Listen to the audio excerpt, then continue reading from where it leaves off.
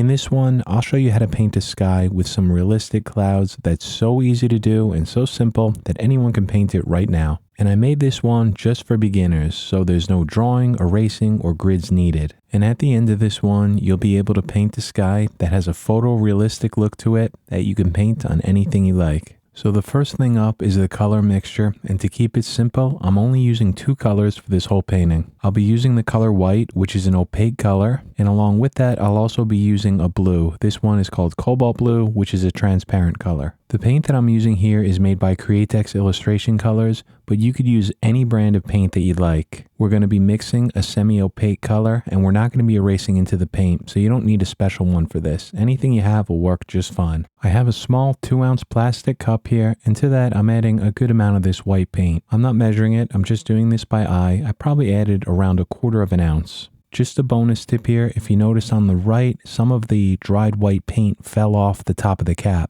This is why I always recommend straining your paint before you start airbrushing with it, because if this got into the airbrush, it's going to clog it immediately. So what I always do is I mix my colors first, then I strain them, and from there I'll place them in a small dropper bottle to save for the entire painting. And now to this white mixture, I'm going to add around 20-25 drops of this cobalt blue. Even though this cobalt blue is a transparent color, that white is going to add the opacity to it. So this blue mixture will work as an opaque color, but since there is a transparent color in it, it's technically considered a semi-opaque. Then all I'm going to do here is mix this up on the mini vortex mixer, and this is what the final color should look like. It's just a light blue, and if you're new to mixing paint, always start with less. Add just maybe 10 drops of blue paint, mix it up, see what it looks like. If you need to go darker, you could always add more. And to this mixture, I'm going to reduce it about 10, maybe 15% with some distilled water. The paint that I'm using here is an acrylic, which is a water-based paint. And for any water-based paint, my favorite reducer is always distilled water. It works great, and it's very simple.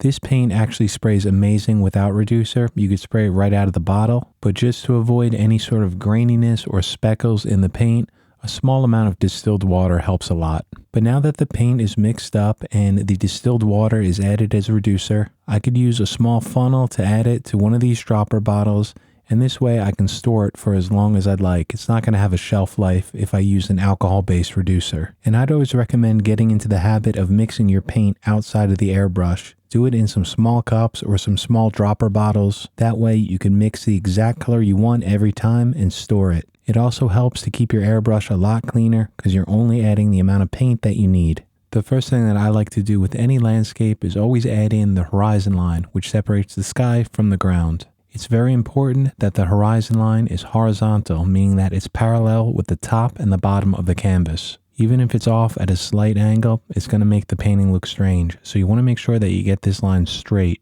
The easiest tool for this is a T-square, but if you don't have one of these, what you could do is just measure from the top of the canvas. Now I'll be painting this one on a larger canvas, but you don't need to do that. You could paint it on any surface that you'd like. Because there's no erasing on this one, you don't need a smooth canvas, paper, panel, whatever you have will work. I'll place a mark on the right side 8 inches down from the top of the canvas, and I'll do the same thing on the left, and then I'll just connect the 2 lines using the ruler. I'll draw on this line with a 4H pencil, which is a very light graphite pencil. That way you won't see it in the final painting. And then I'll use some low-tack blue painter's tape to mask off the bottom. This way we get a very sharp horizon line. And then once the bottom is masked off, we're ready to start painting, and I'll start by using that color that we just mixed. What I want to do here is paint a gradient, which just means a transition from a darker value on top to a lighter value at the bottom. For this painting, you could use any type of airbrush you'd like, but I'd recommend going with a general use airbrush, meaning one with a nozzle size around 0.3, 0.4, somewhere in that range. It'll just make spraying this thicker white paint a lot easier, and then when we go in for some detail to paint in those clouds later on, you can get in close and get some really tight lines. So if you notice what I'm doing here, I'm starting with the top of the painting, and I'm kind of spraying the airbrush in circular motions, letting these overlap each other. Since an airbrush sprays a cone shape, if you spray in circular motions, you'll get an even value of this paint. As long as each circle isn't too wide and they overlap each other, the paint is going to go on smooth and flat. And because of this, the paint is going to go on without any sort of noticeable pattern, which is very important for painting something like a sky. I always prefer painting in circles like this because it blends the paint on the canvas. If I just painted horizontally from left to right and right to left, those lines are going to be noticeable in the final painting. So in order to paint in this gradient, what I'm trying to do here is add more paint toward the top and less paint toward the bottom. The more paint I add, the darker it's going to get. But because of that white paint in the mixture, it'll never be able to get any darker than the value that we mixed in the beginning of the video. At the bottom here, I'm spraying less paint, giving us a lighter value of this blue. And then as I move along up toward the top of the canvas, I spray more. And at the very top, I'm spraying this paint at 100%. Now for all of these tutorials, I always cut out the sound of the airbrush because to me, it gets kind of annoying to hear that spraying sound throughout the whole video. But for this section, I'm going to turn it up a bit and I want you to pay attention to what you hear. You'll notice that as I'm spraying this in, the air is always flowing. Even when the paint's not, I'm always holding down on the airbrush trigger, and this is very, very important. I'm actually starting and stopping the paint quite a bit, but notice that I'm never stopping the air. If I keep that air flowing, it'll always atomize the paint correctly and lay down that paint evenly. So I only stop the air after I moved my finger fully forward, stopping the paint first. If you're trying to paint this gradient in and your airbrush sounds like this,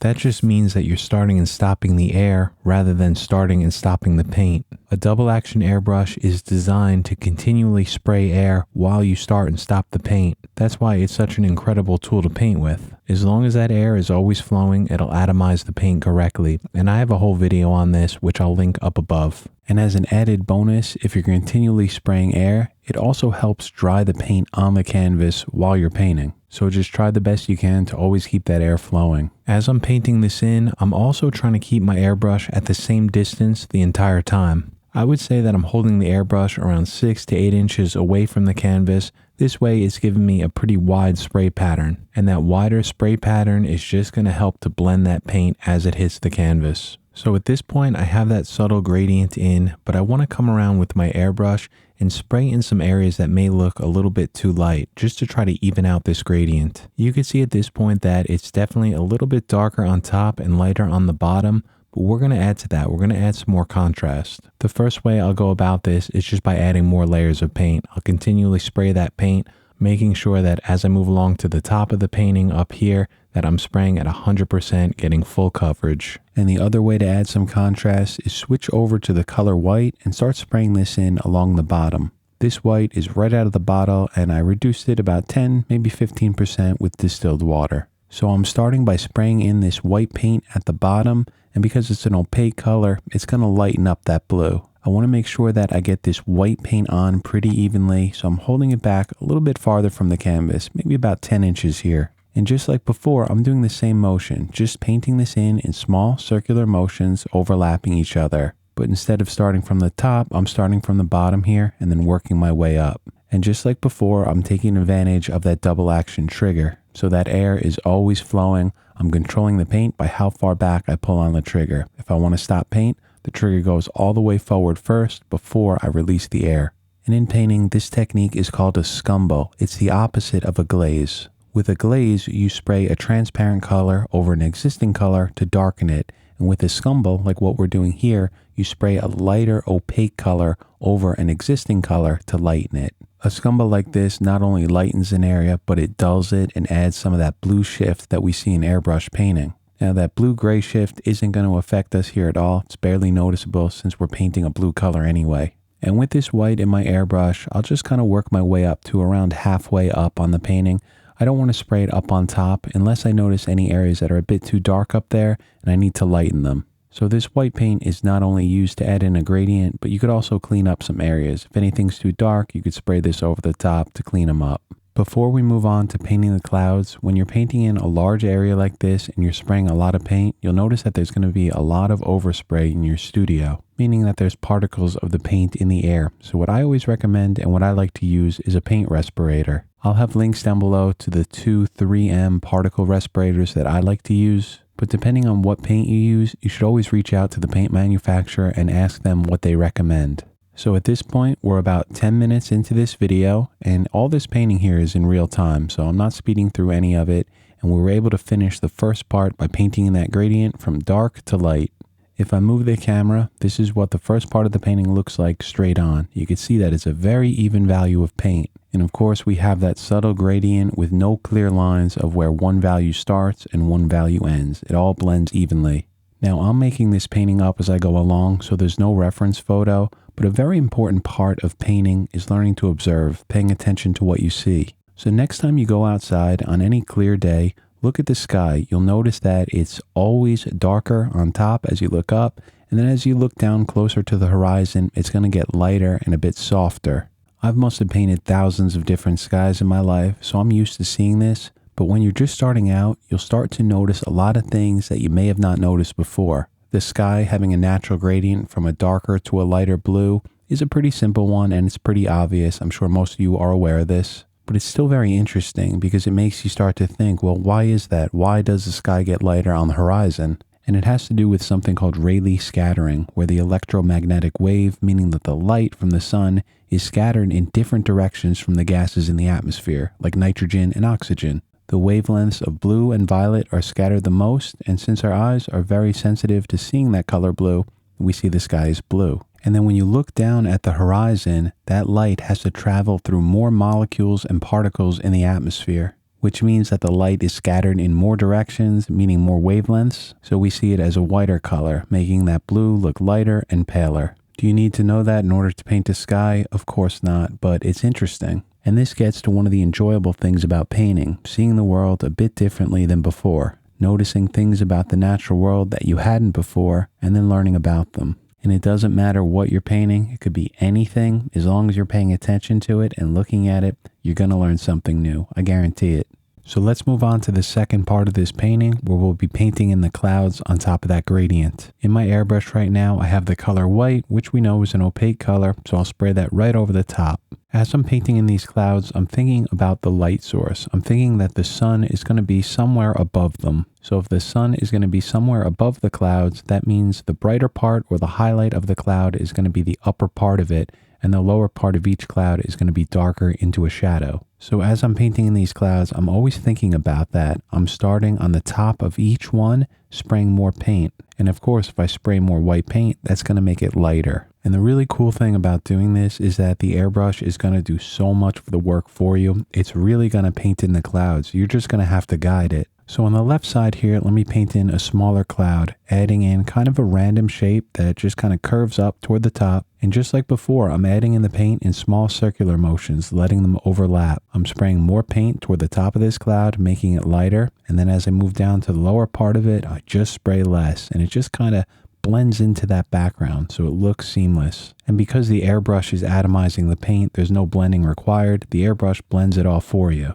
And because clouds look soft and fluffy and they don't have sharp edges, we just get to do all of this freehand. You'll notice that as I'm painting in the clouds, my airbrush is a lot closer to the surface. That's going to give me a tighter part of the spray pattern, meaning a tighter line. And with that, I could direct the airbrush any way I like, create any type of clouds I want in this one. It's really up to you when you're painting a basic sky like this. You could have a lot of fun with it. You can make it simple, kind of a soft sky with a few clouds, or you can make it look more dramatic like a storm where you add a lot more contrast and a lot more clouds. We're going to keep this one simple, like a calm day, so most of these clouds are going to be toward the bottom, the lower third of this sky. If you notice on these first few clouds here that the top of each one is pretty well defined, it's still soft, but the bottom of each one is almost indistinguishable. It's just kind of blending right into that lighter value of paint below it. And to get it to look like that, it's just about spraying less paint at the bottom. In this gap up here, let's paint another cloud that's smaller and more defined. And if you notice, I'm holding the airbrush a lot closer. That's going to give me a tighter line.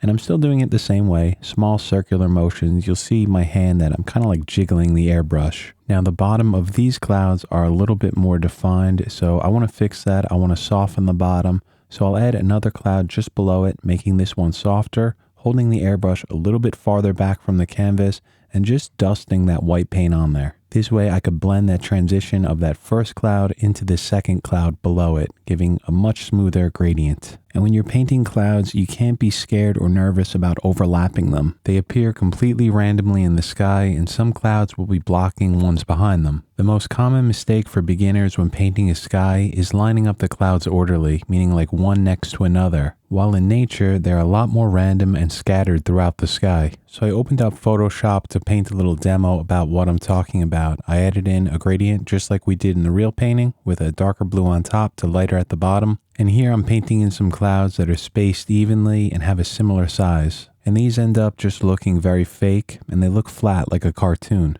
In nature, it's very rare, nearly impossible for clouds to line up evenly in the sky. In nature, they're just always much more random and evenly flow from one value to another, and they come in all different shapes and sizes. So while I'm painting the clouds in this real painting, I'm trying to think about that. And I'm always trying to break up that natural tendency that we all have, it's inherent in all of us, to add order to things that really don't. And clouds are one of them. So if we go back to the digital painting, the one here in Photoshop, besides the spacing and the shape of these clouds, there's a few other things that make them look fake and not realistic. The first is that the edges are too sharp. Clouds are soft. They rarely have very sharp edges like this. And when you see something with a sharp edge like this, it almost makes it look like there's an outline around it. And this is very similar to what I was talking about a few weeks ago in the Halloween video where we were painting a skull. When something in a painting has an outline around it, it's going to flatten it. It's going to make it look like a cartoon. And even though this one doesn't have a dark outline, the edges are just so sharp that we're almost seeing it like an outline. The other thing that's making these clouds look fake is that there's no real transition of value in it. They're basically a solid value from the top to the bottom. So to avoid that in the real painting, I'll just keep going back to areas that I painted before, like what I'm doing now, and add some more highlights. Meaning adding some more paint to the top of each cloud to give each one a gradient from dark to light. From here, let's move along to the middle of the painting, and we'll add a larger cloud right in the center. For this one, I want to make sure that I get the size different than the other ones. And also this one, I'm just going to go up a little bit higher on the canvas so they're not all lined up evenly. I like to paint in the upper edge first, which is going to be the lightest part. So as long as I'm adding more paint there, it's going to keep it lighter. And even though I'm holding the airbrush pretty close here and trying to paint these in sharp, the airbrush is naturally going to atomize that paint, giving me a soft edge. If I really wanted a sharp edge on something, I'd be using some sort of mask or a shield, but in this case, we don't need it. So it's going to be freehand the whole way through. Even though I'm trying to spray some of these lines tight, they're still going to be soft. And just for this one single cloud, which is about 30 seconds, maybe 45 seconds of painting, you can see how much work that the airbrush did for me. As long as I guided it to make sure that I got the edges where I wanted them, the airbrush is going to do the rest of the work. It's always going to give you that soft transition. And this is where the airbrush has a huge advantage over traditional brush painting, like what you would do in oil paint. In those, you have to lay down the color first and then blend it. But here, the airbrush is doing both. It's laying it down and blending it simultaneously. Now, let's say you made a mistake and painted a cloud a bit too far down or painted it too light. You could just switch back to that initial color that we mixed in the beginning of the video, that light blue, and use it to spray over it again. I'll do that here along the bottom of some of the clouds, adding a bit of a shadow to them, but also I'm kind of using this like an eraser. This blue paint is going to darken up that white, and it's just going to make it kind of blend into that background. Then I could use some white again later and just blend it all together smooth, basically starting over. So if you'd like, you can go back to that blue color to add some darker shadows to the lower part of each cloud, but it isn't necessary. I would only use that blue if I feel like I made a mistake somewhere and I wanted to clean it up and just kind of blend it in. Just using a white opaque paint right out of the bottle will do a phenomenal job at painting in realistic clouds. And finally, on the right side here, I'll add in some more clouds, again, trying to think about adding a different shape and a different height. And while I'm doing this, it's the same thing that I already said a bunch of times, more paint on top, less on the bottom. So instead of walking you through it again, I just want to talk about the importance of paying attention to what you're seeing. As I said earlier, when you're painting in clouds, the airbrush is going to do a lot of the work for you, but it's not going to be a magic painting tool. You still have to understand the basic shape of the way clouds form in the sky, and the only way to really do that is just to look outside, pay attention to what you're seeing. So the next time you're outside taking a walk or driving, just look at the sky and pay attention to the clouds. Every time you look up at the sky, you're going to see a completely different skyscape. And so what I found myself doing, and I think I do this pretty much every single day when I'm outside, maybe walking my dog, is that when I look up at the sky, I'm paying attention to where I see darks and lights, and I'm thinking to myself, how would I paint that? Where would I need to add paint to make the canvas look like what I'm seeing? And when you start doing that, you think a little bit more like a painter. You're thinking about how to translate what you see in life in a 3D world onto a flat surface, onto a 2D surface of your canvas. And when I look up at the sky thinking about how I could paint something, I'm not thinking about clouds. I'm just paying attention to values and colors. If I see a white or light value next to a bluish color and I add that into my painting, I don't have to be thinking that I'm painting a cloud. If I just paint what I see, the cloud will naturally appear on the canvas. So I hope that makes sense. And what I found is that the better I get at painting what I see, the more I move away from the natural pattern to line everything up evenly or paint things the way that I think they should look, rather than the way that I see them. And at this point, we're done. This painting was very quick, it's simple, and you can see it's not a full photorealistic image, but we're getting close. We're getting close to that idea of creating an image that looks like something from life or like a photograph. And the great thing about this painting is that it doesn't really matter how long you've been painting or if you even painted before. I guarantee you that anyone can paint this. It's just going to take a bit of practice and some patience. And if you're just starting out, make sure that you understand that. Understand that it's going to take some patience. There's going to be plenty of mistakes before you get better at it. But I promise you that this is a very easy painting and anyone could do it. And once I remove this masking tape, we get that nice sharp line for the horizon. And once you have a sky painted in like this, you could paint any sort of landscape you'd like underneath it. If you're wondering how to paint the actual landscape, I have a few tutorials up on this channel. If you just scroll through my videos, you'll find a few. I also have a more advanced landscape painting tutorial coming up in about 2 weeks, which I just finished. So I think that this simple sky painting will be a good introduction to get you into the idea of what you need to do for landscape painting. And here's one more shot of the same painting at a different angle, and this is what it looks like when the video lights are off. This is the way that the painting would look if you saw it in life, like if it was hanging from a wall in a normally lit room. So I hope you enjoyed this one. I hope you learned something. And above all else, just keep on painting, keep learning. As always, I want to say thank you so much to the generous support of the channel members. I'd like to give a shout out and a welcome to Pascal and Jeff. I'd also like to welcome ATL Mac at a very generous tier 3, so thank you. And also welcome and thank you to Dieter, also joining at a tier 3. Very nice of you, so thank you all so much. And of course, thank you so much to the generous support of the current channel members, which you see on the screen right now. These amazing people truly help keep this channel going, and your support means the world to me, so thank you all so much, guys. So that's it for this one. Best of luck in your paintings. I'll see you back here next Friday.